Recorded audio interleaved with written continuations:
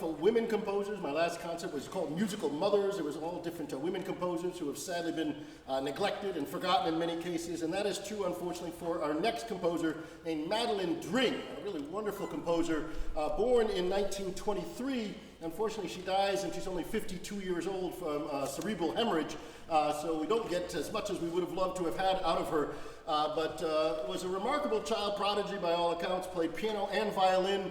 When she was 10 years old, she was invited on full scholarship into the prep department of the Royal College of Music.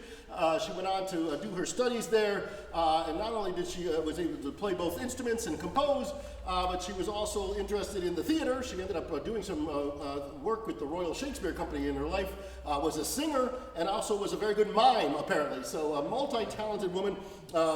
She ended up marrying in 1947 Roger Lord, who was the principal oboist for the London Symphony, and because of that, she started writing a lot of music for the oboe. There's a wonderful trio for oboe, flute, piano. There's a couple oboe concertos, and then this wonderful trio, which unfortunately she wrote in 1971 and died a couple of years later. It was not published actually until 1986. She was very much influenced by Francis Poulenc, the great French composer from the early part of the century. Poulenc had really written the first great work for this combination in 1926 that we played before, a wonderful trio. And Dring, I think, models her piece a lot on that. Both pieces start out a little dramatically, a little off-kilter tonally for a second. You think maybe it's going to be very modernistic kind of music, and then it opens up into a very sort of light and breezy first movement. There's a beautiful dialogue of instruments in the second movement. That, like Poulenc did a lot, is what we call bitonality. There's one, the right hand is playing one key, the left hand is playing another, and when the oboe and bassoon, they're in two different keys, but you're sort of in a weird place and sometimes sound a little medieval, church-like in ways. But she was always playing with the jazzy idioms and trying to do things you wouldn't expect, something to make you smile.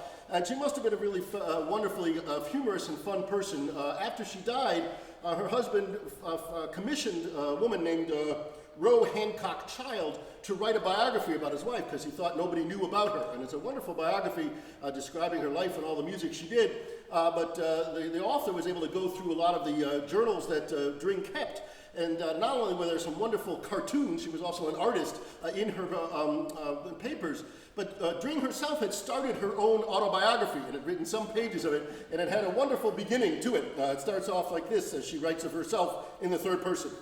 Madeline Dring was born on the moon and can therefore claim to be a purebred lunatic. Arriving on a speck of cosmic dust, she came face to face with the human race and never fully recovered. I would really enjoy this piece, and I think it's a piece that deserves to be heard a lot more. This is the Madeline Dring Trio, published in 1986.